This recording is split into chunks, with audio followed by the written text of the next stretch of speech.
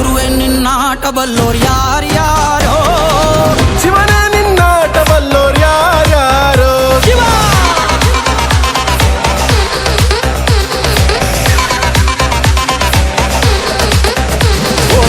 ಗುರುವೆ ನಿನ್ನಾಟ ಬಲ್ಲೋರ್ ಯಾರ್ಯಾರೋ, ಶಿವನೇ ನಿನ್ನಾಟ ಬಲ್ಲೋರ್ ಯಾರ್ಯಾರೋ. ಶಿವ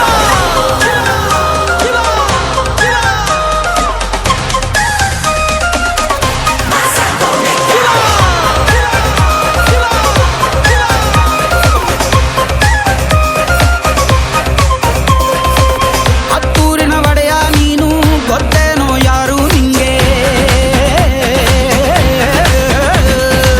ಸೈನ್ಯನೇ ಇಲ್ಲ ಇವಂಗೆ, ಹೊಂಟವ್ನೆ ರಾಜ ನಂಗೆ. ಬೆಳಗಾಗೋದ್ರಲ್ಲೇ ಬೆಳೆದ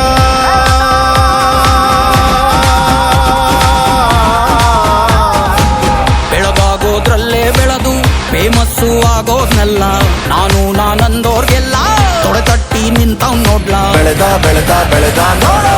ಗುರುವೇ ನಿನ್ನಾಟ ಬಲ್ಲೋರ್ ಯಾರ್ಯಾರೋ, ಶಿವನೇ ನಿನ್ನಾಟ ಬಲ್ಲೋರ್ ಯಾರ್ಯಾರೋ. ಶಿವ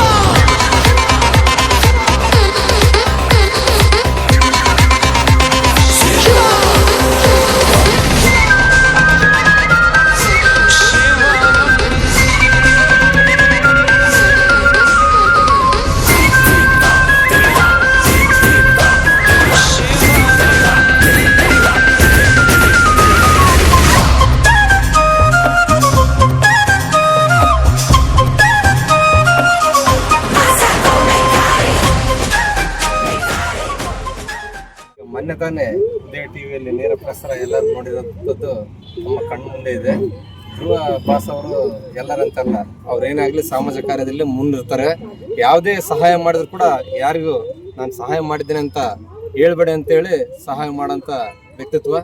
ನಾವು ಕರ್ನಾಟಕದಲ್ಲಿ ಪುನೀತ್ ರಾಜ್ಕುಮಾರ್ ಸರ್ ನೋಡಿದ್ದೀವಿ. ಅದು ನೆಕ್ಸ್ಟ್ ನಮ್ಮ ಧ್ರುವಣ್ಣ ಅಂತಲೇ ಅನಿಸ್ತಾ ಇದೆ ನಮಗೆ. ಧ್ರುವಣ್ಣನವರು ಇದೇ ರೀತಿ ಬಳ್ಳಾರಿ ನಗರದ ಆದಿದೇವತೆ ಶ್ರೀ ಕನಕದುರ್ಗಮ್ಮ ದೇವಿಯಲ್ಲಿ ಇವತ್ತು ವಿಶೇಷ ಪೂಜೆ ಸಲ್ಲಿಸಿದ್ದೇವೆ. ಕನಕದುರ್ಗಮ್ಮ ತಾಯಿ ನಮ್ಮ ಧ್ರುವ ಬಾಸ್ ಅವರಿಗೆ ಇಂಥ ಸಮಾಜ ಸೇವೆ ಕಾರ್ಯಗಳನ್ನು ಮಾಡಲು ಹೆಚ್ಚಿನ ಶಕ್ತಿ ಕೊಡಲಿ, ಹಾಗೂ ಅವರ ಮುಂದಿನ ಚಲನಚಿತ್ರ ಕೇಡಿ ಆದಷ್ಟು ಬೇಗ ಬಿಡುಗಡೆ ಆಗುತ್ತೆ. ಆ ಸಿನಿಮಾ ದೇಶಾದ್ಯಂತ ಅತ್ಯಂತ ಯಶಸ್ವಿಯಾಗಿ ಕಾಣಲಿ ಅಂತೇಳಿ ದೇವಿಯಲ್ಲಿ ಪ್ರಾರ್ಥಿಸುತ್ತೇವೆ. ಹಾಗೂ ಇವತ್ತು ಅವರ ಹುಟ್ಟುಹಬ್ಬದ ಅಂಗವಾಗಿ ಎಲ್ಲ ಆಟೋ ಚಾಲಕರು ಅವರೇ ವೈಯಕ್ತಿಕವಾಗಿ ಬಂದು ಬಾಸ್ ಅವ್ರದ್ದು ಸ್ಟಿಕ್ಕರ್ಗಳು ಅಂಟಿಸ್ಕೊಂಡಿದ್ದಾರೆ. ಅಂಥವ್ರಿಗೆ ನಾವು ಇವತ್ತು ಗುರುತಿಸಿ ಪ್ರತಿಯೊಬ್ಬ ಆಟೋ ಚಾಲಕರಿಗೆ ಸಮವಸ್ತ್ರ ವಿತರಣೆ ಮಾಡ್ತಿದ್ದೀವಿ.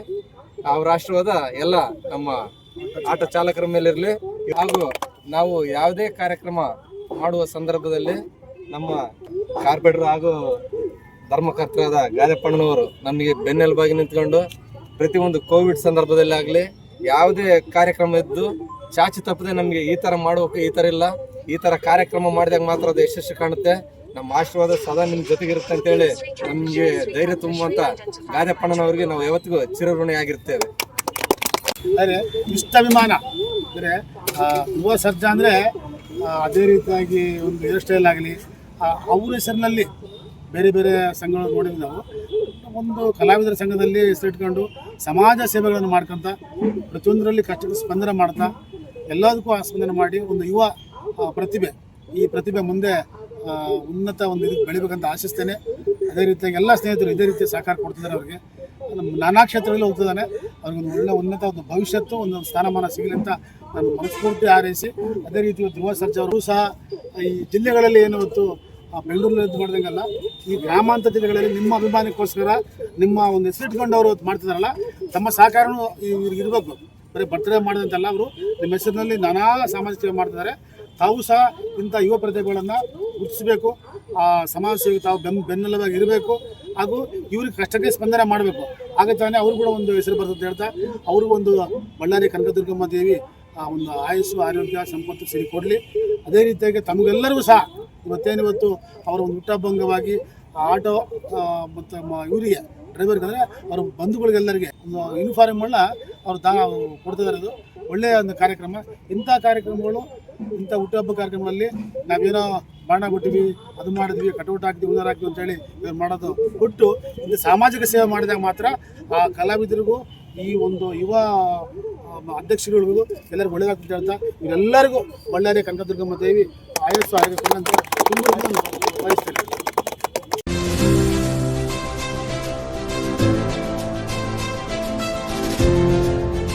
ಇದು ಸೂರ್ಯ ನ್ಯೂಸ್ ಕನ್ನಡ.